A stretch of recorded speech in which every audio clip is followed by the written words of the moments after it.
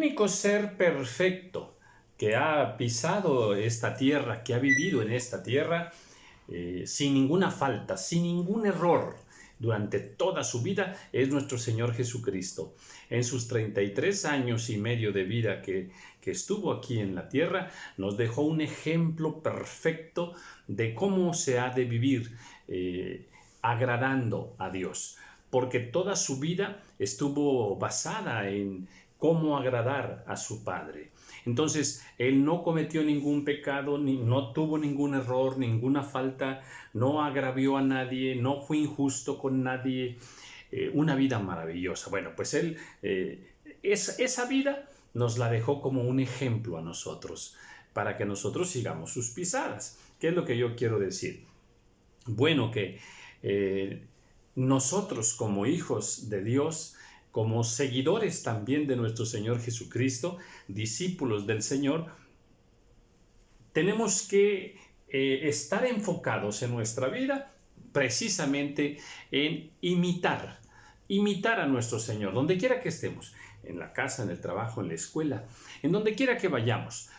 Todos los días de nuestra vida nosotros debemos tener como una meta principal el agradar a Dios, y nada mejor que imitando a nuestro Señor Jesucristo.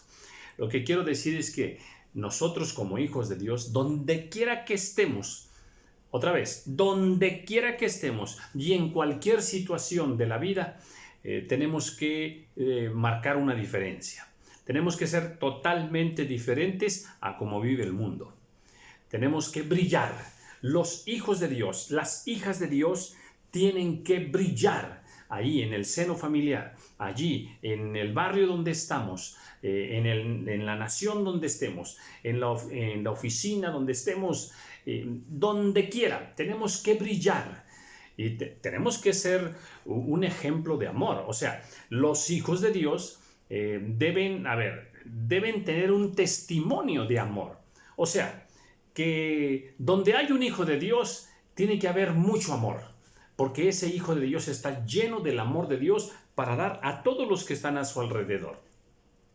Donde está una hija de Dios, tiene que haber mucha paz, porque la paz de Dios debe estar en nosotros, que somos sus hijos, y esa paz compartirla con los demás. Donde está un hijo de Dios, tiene que haber mucha justicia. O sea, todos nosotros, los hijos de Dios, debemos de practicar la justicia siempre, donde quiera que estemos, aunque con los demás no sean justos con nosotros tenemos que ser justos con ellos. Aunque los demás no nos amen, nosotros tenemos que amarlos. ¿Por qué? Porque somos hijos de Dios y tenemos que marcar esa diferencia, porque ese es el ejemplo que nos dejó nuestro Señor Jesucristo. Hay otro evangelio por ahí muy laxo, muy condescendiente, muy permisivo de ciertas reacciones. No.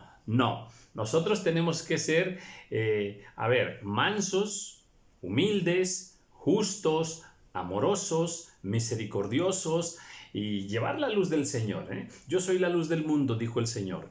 El que me sigue no andará en tinieblas, sino que tendrá la luz de la vida. Entonces, allá afuera hay tinieblas, pero nosotros tenemos la luz. Entonces, nuestra forma de vida, nuestra forma de hablar, nuestra forma de vestir, nuestra forma de hacer nuestros negocios, la forma de que tratamos y convivimos con los demás, tiene que ser una manera de impacto. Tenemos que impactar las vidas con nuestro testimonio, impactar las vidas de los demás, que se sepa que hay frutos de Dios en tu vida, que se sepa que somos hijos de Dios, pero por el gran amor que nosotros tenemos para los demás. Bueno, ¿y por qué refiero a esto? Bueno, pues porque todo lo que estamos estudiando aquí en la palabra del Señor, en este caso en el libro de Eclesiastés, pues nos tiene que llevar a eso, a una vida de ejemplo, a una vida maravillosa, a una vida perfecta. Bueno, vamos a intentarlo. Bien, capítulo 10. Habíamos visto por allí el versículo 18 y por eso refiero a esto, porque aquí en el versículo 18 habla muy mal de los flojos, habla muy mal la palabra del Señor de los perezosos, y Dios quiere que sus hijos, sus hijas, donde quiera que estén, sean muy trabajadores, muy esforzados, muy diligentes, un ejemplo en el trabajo, y no estarse quejando de a qué horas vamos a salir y quejando del trabajo y por qué no más a mí, porque si yo ya hice lo que me tocaba y en fin, esa no es una buena actitud cristiana, Bueno, entonces pues la pereza, los flojos, muy mal, no son de buen testimonio. Así es que como hijos de Dios, vamos, ánimo, ánimo. Hay que trabajar bonito, hay que trabajar todo el día, donde quiera que estemos con mucha alegría.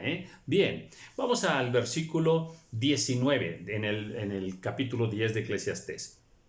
Dice, por el placer se hace el banquete, y el vino alegra a los vivos, y el dinero sirve para todo. Tres cosas aquí, tres conceptos. El banquete.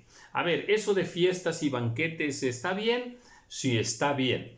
Está bien, mientras no se caiga en cuestiones carnales, en otro tipo de cuestiones, ¿verdad? De vanidades y más, pudiéramos decir más cosas. Un banquete por un placer, por una alegría limpia, santa, está muy bien, eso está perfectamente bien, Pero si en un banquete ya entramos en conversaciones malsanas o ya entramos en excesos de vino y todo eso, ¿verdad? O en bromas y chistes de doble sentido a ver, si ya entramos en ese tipo de cosas que no son santas, sino que son impuras, conversaciones inmundas, entonces ya no estamos en la perfecta voluntad del Señor. ¿Es bueno hacer banquete? Sí. ¿Es bueno tener momentos de placer, de alegría? Sí, pero guardando la compostura cristiana. Bien, y el vino alegra a los vivos. Bueno, una de las, de las reacciones del vino es que el vino alegra. El vino alegra, produce una alegría en las personas que beben aquel vino. Y yo diría que, hasta la alegría está bien, pero ya después la borrachera y la pérdida del sentido, eso ya es pecado. Y podemos sustentar esto con muchos versículos de la palabra del Señor. Bien, entonces el vino alegra a los vivos. Bueno, pues sí, provoca esa alegría. En lo personal, yo no tomo vino y también he enseñado en otros estudios que a mayor consagración, cero vino. O sea, entre más te consagras para Dios, más aléjate del vino. Más aléjate del vino. Y si quieres una consagración plena para Dios, entonces cero vino. Cero vino, ¿ok? Cero sidra, como en el voto del Nazareato, ¿verdad? Bien. Dice, y el dinero sirve para todo. Ahora vamos con el dinero. ¿El dinero es malo? No, el dinero no es malo. Lo malo es lo que hacemos con el dinero. Lo malo es lo que nos produce los sentimientos, las pasiones, la idolatría, los celos, la prepotencia, la altivez, la injusticia que puede provocar el tener dinero. Y más cosas provoca el dinero. Bien, entonces, ¿el dinero sirve para todo? Sí, el dinero sirve para muchas cosas. En otras escrituras vimos que el dinero es un escudo que nos protege. Entonces, hay que ser equilibrados en cuanto a qué pensamos del dinero. El dinero no es malo, ¿ok? Sino la actitud de nuestro corazón con respecto al dinero y a las personas también. Bien, entonces el dinero sirve para muchas cosas, Entonces, ¿es bueno tener dinero? Sí. ¿Es bueno buscar dinero? Sí. Por las vías lícitas, el trabajo y demás, ¿verdad? Pero hay que mantener al dinero muy bien controlado, porque si no, nos va a destruir nuestra vida espiritual. Bien, dice el versículo 20, ni aun en tu pensamiento digas mal del rey. Recordemos, el rey es el que está en autoridad. O sea, ni aun en tu pensamiento digas mal de tu pastor, que está en autoridad sobre ti, de tu papá, que está en autoridad sobre ti, de tu mamá, que está en autoridad sobre ti también, de tu esposo, porque está en autoridad sobre ti, y así lo demás. Entonces, ni aun en tu pensamiento digas mal del rey. O sea, cuando nosotros, tenemos un grave problema, hay una actitud natural, carnal, de siempre estar en contra de tu jefe, siempre estar en contra del de arriba, del de autoridad. Esa es una rebeldía espiritual que se manifiesta contra Dios. Realmente esa es una rebeldía contra Dios. No aceptamos la autoridad. Tenemos que cambiar. Gózate porque tienes autoridad. Ama a tu autoridad. Bendice a tu autoridad. El varón tiene 7 autoridades en su vida y la mujer tiene 8 autoridades sobre su vida. Bien, entonces hay que respetar y honrar la autoridad, ¿eh? Hay que estar muy contentos con nuestras autoridades y no estarles juzgando, criticando todo lo que hacen. Mira, lo mejor es que estés de acuerdo con tu autoridad, que hagas lo que la autoridad te pide, lo que la autoridad te dice. Ahora, si no estás de acuerdo, cuando menos obedece, punto, obedece. El que tiene la autoridad tiene el respaldo de Dios, ¿eh? Y bueno, hablaré más adelante específicamente acerca de la obediencia perfecta. La obediencia perfecta. A la autoridad hay que obedecerle. Solo en una cosa no hay que obedecerle, ¿eh? Cuando la autoridad nos pide cosas contrarias a la palabra del Señor, contrarias a la voluntad del Señor, allí sí a la autoridad no se le obedece, ¿eh? Bien, pero ya lo explicaré con más argumentos y con más versículos cuando llegue ese momento. Aquí dice, ni aun en tu pensamiento digas mal del rey, ni en lo secreto de tu cámara digas mal del rico. Esto también es bien importante, ¿eh? Somos muy criticones, ¿eh? Nos encanta estar criticando a los demás. Nos encanta estar juzgando a los demás. Cuidado cuando, aquí en este caso específico, que estás criticando siempre y hablando mal del rico. Cuidado. Quiere decir que no tienes todavía una actitud sabia, una actitud prudente, una actitud sensata con respecto a la pobreza y a la riqueza. A ver, ¿qué es lo que quiero decir? Que a veces vamos a nomás a poner 2 grupos, ricos y pobres, ¿ok?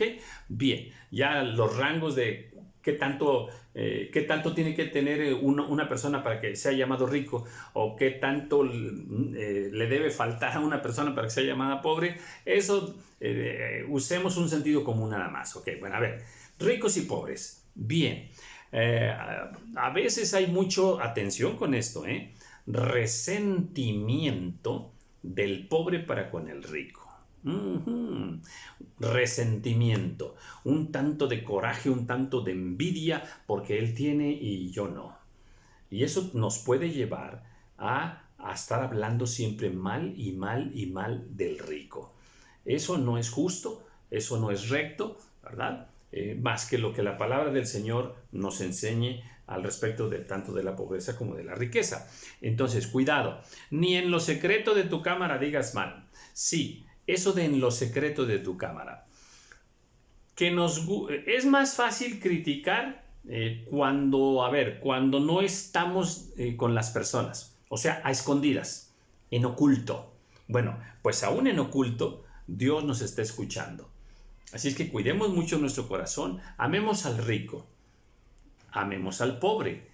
Y bueno, en el estatus que nosotros estemos, busquemos la santidad, la justicia, el amor, la paz, la misericordia, ¿verdad? Seas pobre o seas rico. Esto es muy importante, ¿eh? Pero quitémonos todo resentimiento contra el rico, ¿verdad? Por no tener nosotros. ¿Okay? ¿Por qué él tiene? Bueno, no lo vamos a discutir ahora. Hay muchas razones por las que puede tener, justas o injustas, pero él tiene. Pero que eso no nos lleve a nosotros a la codicia ni a la envidia y por tanto a estar insultando y hablando mal del rico, ¿verdad? Es como en una nación. Normalmente, ¿verdad? Hay una gran parte del pueblo que siempre está, hablando mal de los ricos de esa nación. Sin embargo, los ricos tienen un papel preponderante también en la vida de toda nación, generación de empleos y más cosas, ¿verdad? Pero bueno, entonces cuidémonos nosotros de no estar hablando en lo secreto, y específicamente en este caso del rico por envidia. Porque las aves del cielo llevarán la voz y las que tienen alas harán saber la palabra. Atención con esto, ¿eh? Otra vez. Te suplico que pongas mucha atención a esto, ¿eh? A ver, se trata de que lo que vamos leyendo lo estemos explicando.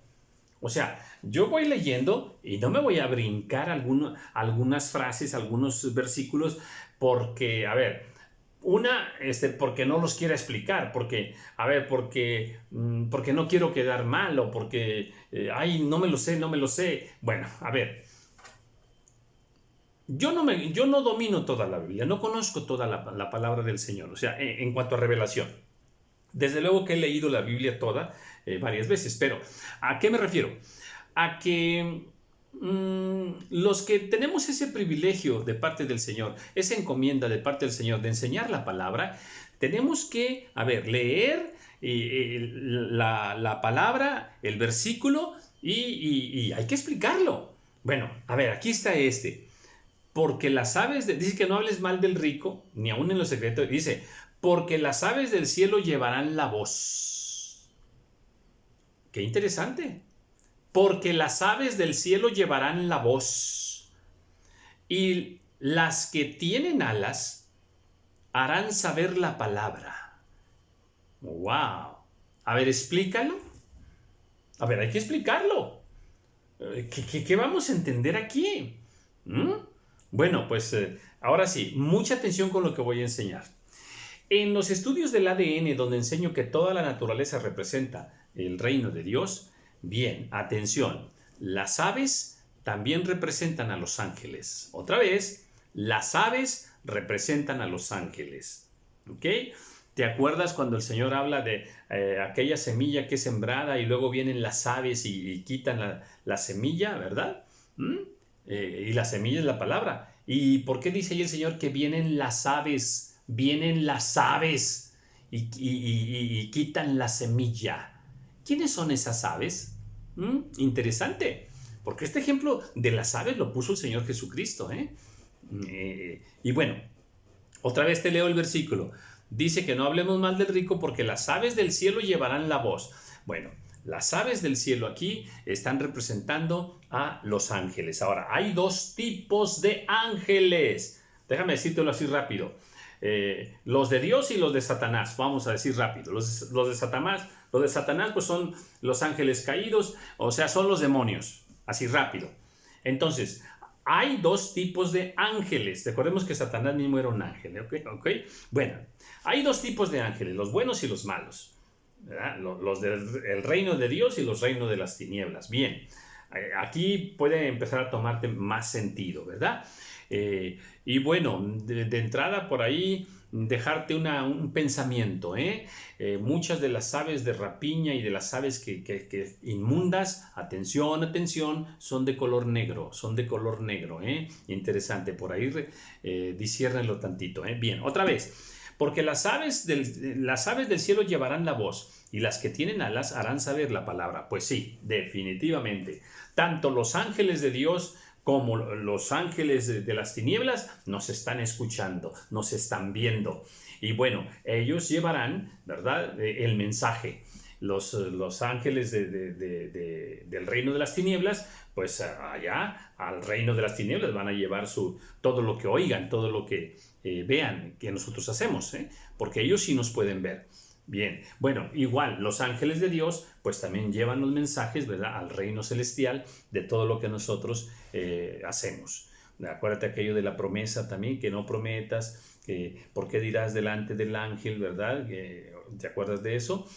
Aquí mismo en Eclesiastés lo acabamos de ver. Bien, otra vez, pues sí, existen estas aves del cielo. ¿Quiénes son? Los ángeles. ¿Y qué pasa? Nos ven, nos escuchan.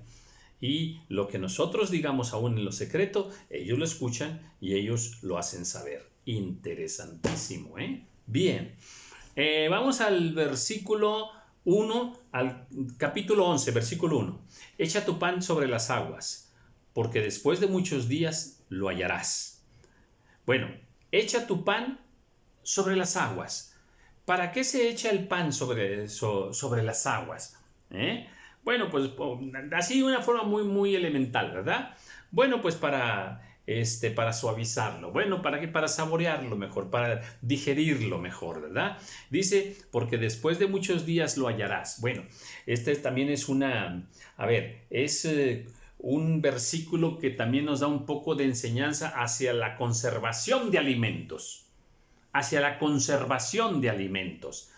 Muchos alimentos se conservan, ¿verdad?, en cierta sustancia y ahí los tenemos. Bueno, en este caso, hablando del pan, dice que también podemos buscar conservar este alimento. Dice, porque después de muchos días lo hallarás. Bien, el pan es un alimento muy, muy hermoso. Directamente no se echa a perder. O sea, no se hace inmundo, no se hace sucio. Se enmohece, sí sabemos, si se va secando, lo sabemos, ¿de acuerdo? Pero el pan, como viene del trigo, de la semilla del trigo, la harina, pues esa es una planta noble, es una planta muy bella. De hecho, pues es una planta usada con muchas referencias bíblicas acerca del reino de Dios. Bien, entonces, echa tu pan sobre las aguas porque después de muchos días lo hallarás. Podemos conservar el pan y otros alimentos, ¿verdad? Son buenos durante cierto tiempo, ¿verdad? Bien, versículo 2. Reparte a 7 y aún a 8, porque no sabes el mal que vendrá sobre la tierra. Que esto también tiene que ser una actitud de vida nuestra. ¿Qué quiero decir? Dije que teníamos que ser ejemplo de amor al principio, ¿verdad? Ejemplos de paz, ejemplos de justicia, ejemplos de santidad. Bueno, pues aquí dice, reparte a 7 y aún a 8. O sea, también tenemos que ser ejemplo en compartir con los demás, en darles a los demás de lo que Dios nos dé a nosotros. Hay muchos cristianos, que no les gusta dar, batallan mucho para dar a los demás y ponen muchos argumentos, sí, hay por ahí muchos argumentos del mundo que se han establecido allí en la conciencia social para justificar el no darle a los demás. No, nosotros como hijos de Dios tenemos que ser dadivosos, regalar de todo lo que Dios nos da, compartir con los demás. Eso también es un ejemplo de que somos hijos de Dios. Es una señal de que somos hijos de Dios. Entonces, bien, revisémonos cómo andamos en eso, dice, reparte a 7 y aún a 8. O sea, tú reparte. Obviamente. Sabemos que hay una medida, que a veces no hay que dar, a veces sí, pero bueno, eso es parte de un estudio también. Pero al menos la actitud nuestra tiene que ser dar. Y luego podrás encontrar en la escritura cuándo no dar, cuándo sí dar y todo eso, ¿verdad? Bien, pero aquí de entrada, quedémonos con el dar. Debemos aprender a dar, porque no sabes el mal que vendrá sobre la tierra. A ver. Si ahora estamos en posibilidad de dar, demos a los demás. Esto es hermoso. No sabemos cómo en los años por venir nuestra propia vida vaya a cambiar y vengan algunos males y luego nosotros estemos en necesidad. Pues si cuando pudimos dar, dimos, cuando estemos en necesidad, Dios se va a encargar de corresponder a todas aquellas ofrendas y dádivas que dimos, están en la memoria del Señor y el Señor siempre nos va a socorrer. Bien, si las nubes fueran llenas de agua, sobre la tierra la derramarán. Y si el árbol cayere al sur o al norte, en el lugar que el árbol cayere, allí quedará. Vamos con esta primera parte. Dice, estoy en el versículo 3. Si las nubes fueren llenas de agua, sobre la tierra la derramarán. Muy interesante. Este es una enseñanza de carácter natural, hablando sobre el agua, sobre la tierra. Y bueno, reflejando aquí cuál es el proceder del agua. El agua está establecido por el Señor que tenga lo que llamamos el ciclo del agua. Bien, vuelvo a los estudios del ADN. Cuando hablo sobre el ADN, enseño que el agua es Cristo y que la tierra es el hombre. Pues aquí está. Ahora míralo en lo espiritual, ¿eh? Las nubes están llenas de agua, es que es Cristo, y esa agua de Cristo se derrama sobre la tierra, o sea, sobre los hombres. Cristo vino a los hombres, el agua es para la tierra, ¿eh? Interesante, ¿eh? Bien, y luego dice, y si el árbol cayere al sur o al norte, en el lugar que el árbol cayere, allí quedará. Bueno, pues establecido pues que también los árboles tienen un día final, ¿verdad? O sea, morirán. Y cuando un árbol ya muere, allí queda, pero el quedar en el lugar donde queda el árbol, también hay propósito de parte del Señor, para una continuidad de los procesos naturales, la descomposición de los árboles, el embonamiento de la tierra, la producción de nitrógeno y más cosas que Dios ha permitido que la ciencia conozca.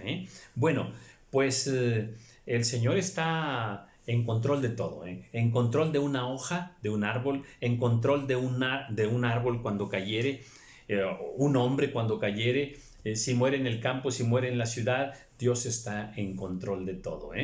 Y bueno, pues tan así, qué hermoso que el Señor aquí nos hable aún de los árboles. Ahora, y fíjate nada más, dice, si cayere al sur o al norte, en el lugar que el árbol cayere, allí quedará. O sea, no importan las condiciones como sean, si es por fuego, si es por un rayo, si es por un terremoto, si es por una inundación, Dios está en control de la naturaleza, absolutamente de todos los árboles, de todos los animales, un control perfecto de parte del Señor. Eso es maravilloso, Y dice, si en el lugar donde el árbol cayere, allí quedará. O sea, hasta allí fue su final marcado por Dios. Qué control, qué perfección de nuestro Señor, qué poder tan maravilloso, Si el árbol quedó allí atravesado en el camino, es por algo, Si el árbol quedó la mitad en el agua y la mitad en la vereda, es por algo. Siempre hay propósito. Mira, por ahí hay unas publicaciones muy hermosas que de pronto salen ahí en las redes sociales de unos árboles tan fantásticos, tan bellos, que dices, ¡wow! ¡Qué fotografía! ¡Qué postal! Pero ¿cómo es que este árbol, vamos a decir, quedó de esa manera? ¿Cómo es que este árbol creció allí, en ese lugar? Bueno, donde crezca, ahí hay voluntad del Señor. Y donde muera, ahí hay voluntad del Señor. Esto es maravilloso. Bien, vamos al versículo 4. El que al viento observa, no sembrará, y el que mira a las nubes no segará. A ver, esto está bien interesante también. Nos habla de los tiempos de la cosecha, ¿verdad? El sembrar y el segar. O sea, cuando siembras, ¿verdad? Y cuando vas a recoger la cosecha. Pues dice que el que se la pasa nada más contemplando al cielo, ¿verdad? Así, perdiendo el tiempo, vamos a decirlo así. Pues dice que, pues no va a tener buena cosecha, ¿verdad? ¿Por qué? Porque pues cuando era el tiempo de sembrar no lo hizo, ¿verdad? Estaba entretenido en otras cosas. El que al viento observa no sembrará. O sea, si es momento de sembrar, pues a sembrar. Deja de estar contemplando tantas cosas. Llámese un partido de fútbol, llámese una película, llámese una distracción cualquiera. No, si es tiempo de sembrar, a sembrar. Punto. Punto.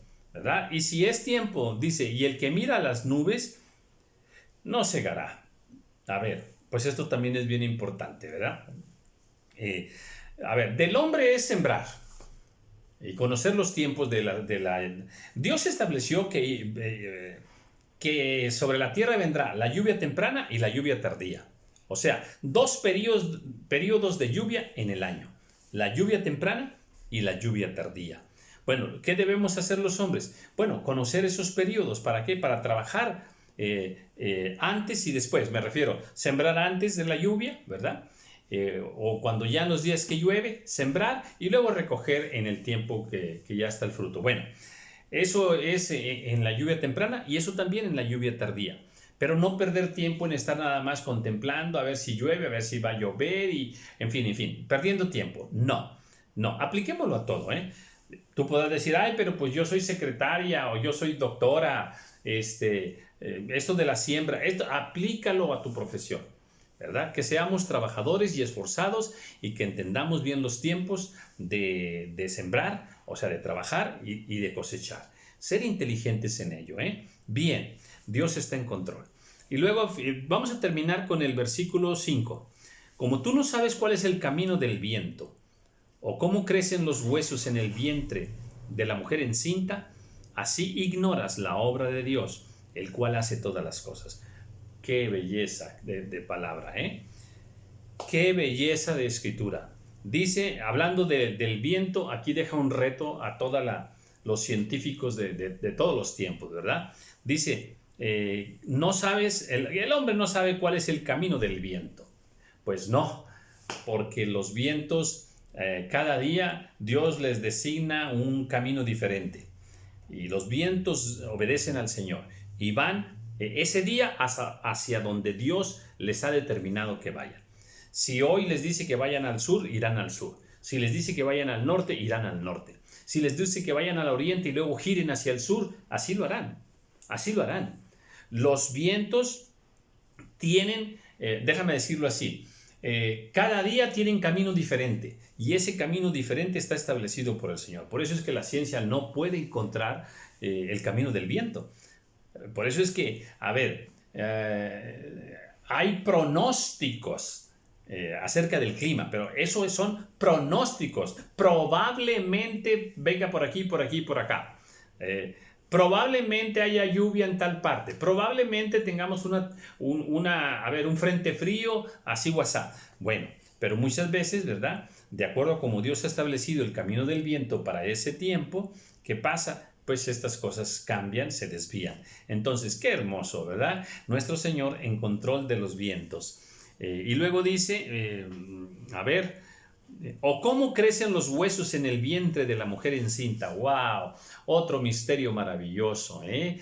El poder de la vida manifestado en el interior del cuerpo de una mujer cuando está naciendo allí, cuando está creciendo en el vientre aquel bebé. Y el Señor ahí en control, el Señor ahí dándole la vida a ese ser. ¡Ay, qué maravilla! Bueno, pues el que tiene el poder para ver al interior del vientre de la mujer, pues es nuestro Dios. Él sí, dice, mi embrión vieron tus ojos, dice el Salmo, ¿verdad? Bueno, entonces dice, pues así ignoras la obra de Dios, el cual hace todas las cosas. Muchas cosas ignoramos, el camino del viento. Muchas cosas ignoramos, cómo se multiplican, cómo se van creando todos los órganos de un bebé que está en el vientre de una madre. Bueno, pues ahí solamente el Señor. Y más cosas. Que Dios le ha permitido al hombre conocer algunas cosas, descubrir algunas cosas. Qué bueno, ¿verdad? Pero muchas cosas son ignoradas. Hay miles y miles y miles de misterios en todas las ciencias no conocidos. Misterios no conocidos por el hombre, ¿eh? Bueno, pues este es uno de ellos, ¿verdad? Y dice que no conoces la obra de Dios. Pues sí, pues conocemos una parte, pero toda la obra de Dios no la podemos conocer. Dice, el cual hace todas las cosas. Aleluya. Nuestro Dios tiene todo el poder en el cielo, todo el poder en la tierra, controla los vientos, la naturaleza, las aves, las naciones, los tiempos, las pléyades, el sol, la luna, los mares. Alabado sea el Señor. Ese es su maravilloso poder. Y dice, el cual hace todas las cosas.